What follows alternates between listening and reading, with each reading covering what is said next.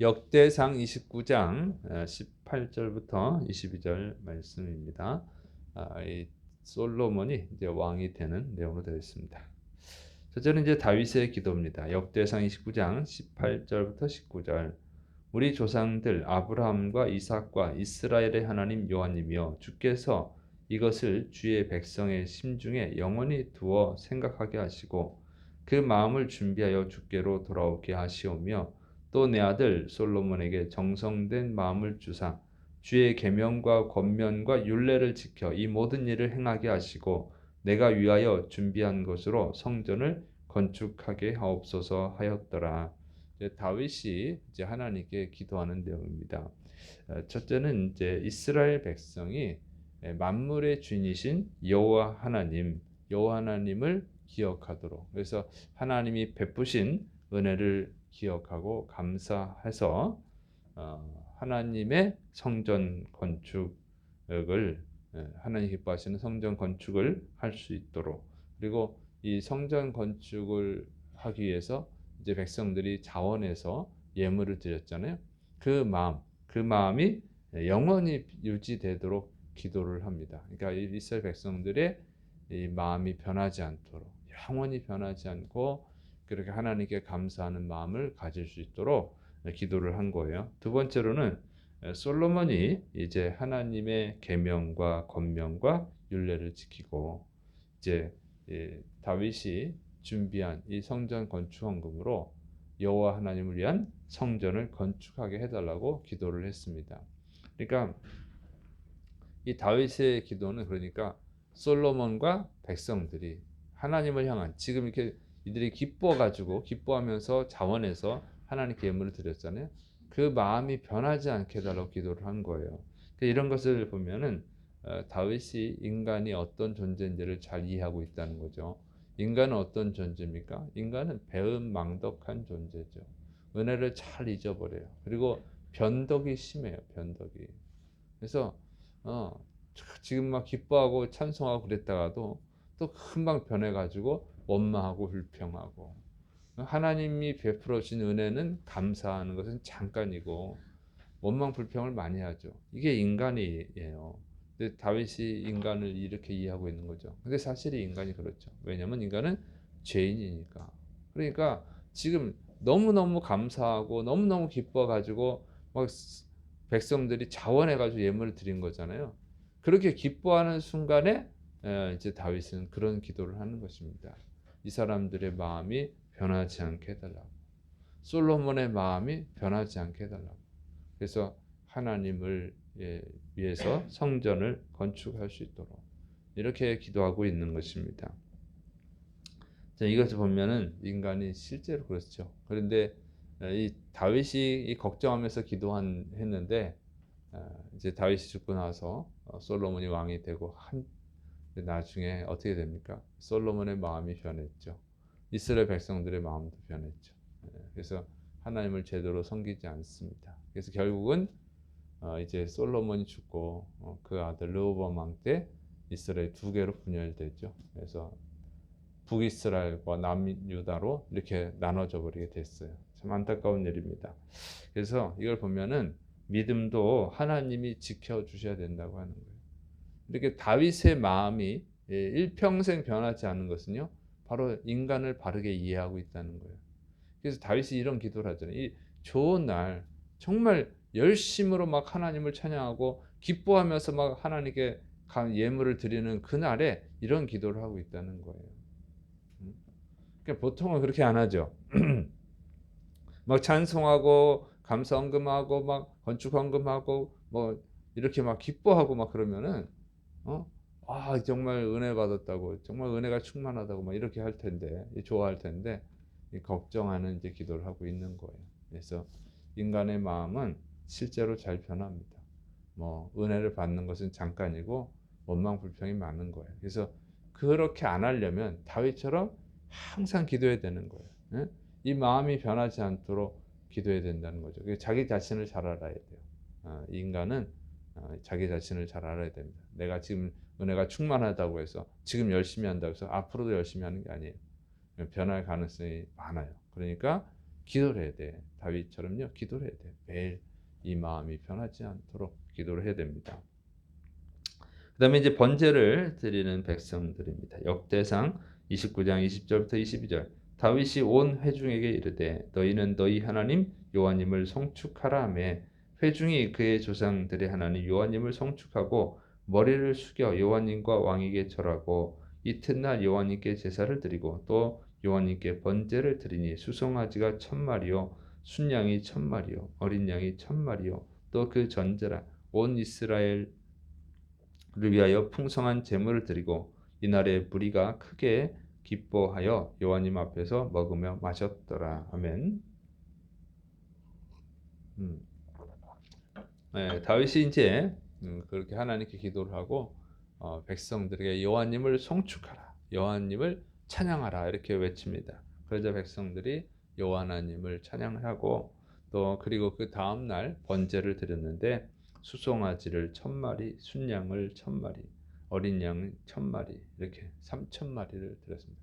정말 풍성한 예물을 드렸어요. 정말 은혜가 충만한 것이죠. 그런데 이렇게 은혜가 충만한 것은 이제 이 다윗이 정말 하나님을 진심으로 사랑해서 그렇죠. 그리고 그 본을 보였기 때문에 그런 거예요. 그리고 다윗이 먼저 자원해서 하나님께 예물을 드렸죠. 그래서 다윗이 드린 예물을 다 그 가치를 알 수는 없지만 어쨌든 금을 3000달란트를 드렸잖아요.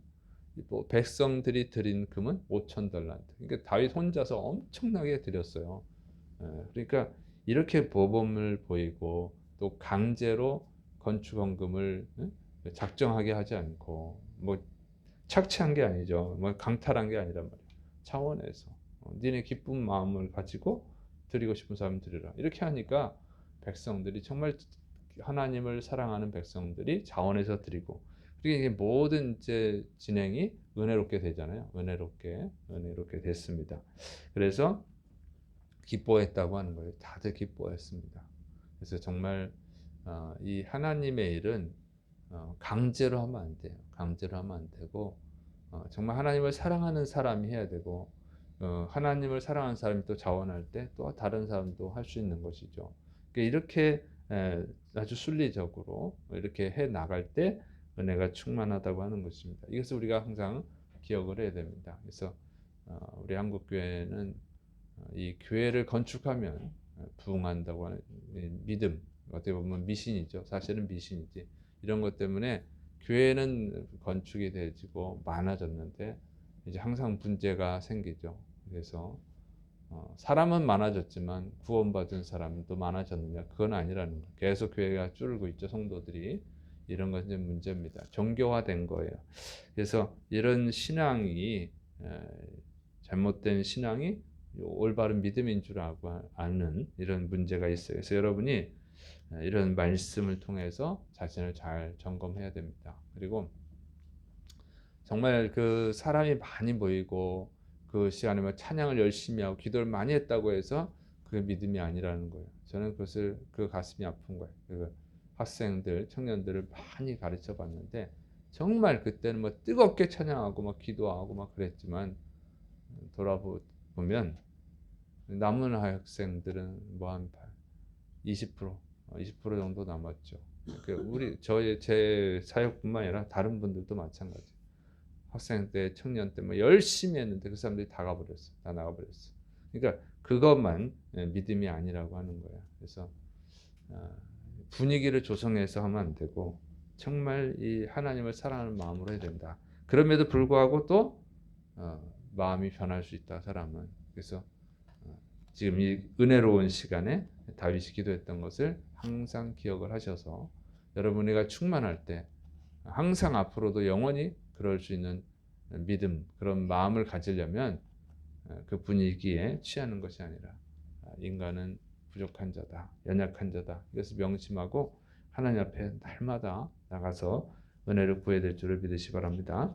자, 그다음에 이제 솔로몬이 왕위로 등극하는 거예요. 그래서 역대상 29장 22절 후반절 무리가 다윗의 아들 솔로몬을 다시 왕으로 삼아 기름을 부어 여호와님께 돌려 주권자가 되게 하고 사독에게도 기름을 부어 제사장이 되게 하니라. 이제 성전 건축을 하고 건축 헌금을 한 이제 무리들이 하나님께 이제 번제와 화목제를 드리고 그다음에 이제 이침식을 한 거죠. 다윗이 이제 물러나고 솔로몬이 왕으로 취임을 하게 됩니다. 그래서 이제 솔로몬에게 기름을 부어서 왕으로 세웠어요. 근데 모든 순서가 정말 은혜롭게 잘 진행이 됐습니다. 백성들의 또 환호를 받으면서 솔로몬이 왕이 됐어요. 자, 이렇게 잘 은혜롭게 끝나는 것은 정말 다윗의 하나님을 향한 사랑, 충성이죠. 다른 왕들은 이렇게 잘 안 끝나요. 이렇게 정말 은혜롭게 이침식이 된 기록은 이 다윗하고 솔로몬의 경우예요. 네, 다른 이제 왕들의 이침식을 보면 그냥 좀 불행한 일들이 많이 있죠. 그 죽임을 당하기도 하고 또 이렇게 기록을 잘 안 해놔요. 이렇게 은혜롭게 기록이 되어 있는 것은 다윗과 솔로몬밖에 없어요. 다른 왕들은 이침식이 이렇게 은혜롭지 않습니다. 그러니까 이것은 하나님이 다윗에게 베푸신 은총이에요. 그러니까 하나님을 정말 사랑했을 때 하나님이 다윗에게 은혜를 베푸셨습니다. 그래서 자기 왕위를 아들한테 이렇게 은혜롭게 물려줄 수 있었다고 하는 것은 정말 하나님을 향한 충성이에요. 그래서 이 공짜는 없습니다. 뭐든지 뿌린 대로 거두는 거예요. 하나님을 위해서 마지막 순간까지 이렇게 충성을 하고 이스라엘 백성들 또 솔로몬의 믿음이 변치 않도록 기도했던 그 다윗에게 은혜를 베푸셨어요. 그래서 여러분 주님을 위해서 수고하는 것은 미련한 것이 아닙니다. 이 새벽에 나와서 하나님께 기도하는 것은 미련한 것이 아니에요. 열심히 하면 여러분 하나님의 은혜가 충만히 임할 줄을 믿으시길 바랍니다. 자, 그런데 여기 보면은 이제 다윗이 이제 솔로몬이 이제 왕으로 세우고 그랬는데 제사장도 세웁니다. 제사장을 세우는데 여기 보면 사독을 세웠어요. 근데 다윗 왕 때는 대제사장이 이 아비아달과 사독 이게 두 명이었거든요. 그런데 솔로몬 그 취임식 때는 이제 사독만 세워져요. 왜 그러냐면 아비아달이 나중에 아도니아가 이제 왕이 되려고 했었죠. 모반을 하잖아요. 거기에 동참을 했거든요. 그래서 이제 그 아비아달은 폐위를 당합니다. 그리고 사독만 됐어요. 그래서 이걸 보면 끝까지 배신하지 않고 충성해야 된다고 하는 거예요. 끝까지 배신하지 않고 충성을 해야지. 그냥 저쪽이 좀 유리한 것 같아 하고 그쪽으로 저쪽 편이 돼버리면 배신해버리면 그 은혜도 영광도 끝나는 거예요. 그래서 다윗은 끝까지 정말로 하나님께 충성했기 때문에 이런 은혜를 받은 것입니다. 여기서 대제사장이 취임식을 보면 이걸 더 정확히 가르쳐 주고 있어요. 그래서 여러분 예수님을 믿을 때 하나님을 믿을 때 항상 좋을 때만 있는 것이 아니에요. 어렵고 힘들 때도 있죠. 그럴 때 이제 원망하고 불평하고 배신해버리면 세상으로 돌아가면 은혜가 끝나는 거예요. 그러나 다윗을 보면 정말 그 삶이 죽을 고비를 수없이 많이 넘기잖아요. 그래도 변함없이 하나님을 향해 충성했으니까 이 마무리가 은혜롭게 잘 끝났습니다. 그래서 여러분도 항상 좋을 때만 있지는 않은 거예요. 신앙생활은 어려울 때도 있어요. 그러나 그 어려울 때 배신하지 않고 하나님께 더 충성하시면 다윗처럼 이렇게 아름다운 이치임식을 하는 그런 축복이 임할 줄을 믿으시 바랍니다. 기도하겠습니다. 사랑이 많으신 하나님 아버지, 다윗과 솔로몬의 은혜로운 이치임식을 통해서 또 우리에게 지혜를 주옵소서. 영원히 변함없이 하나님을 사랑하고 하나님께 충성하는 신실한 믿음을 가질 수 있도록 붙들어 주옵소서. 예수님의 이름으로 감사하며 기도드립니다. 아멘.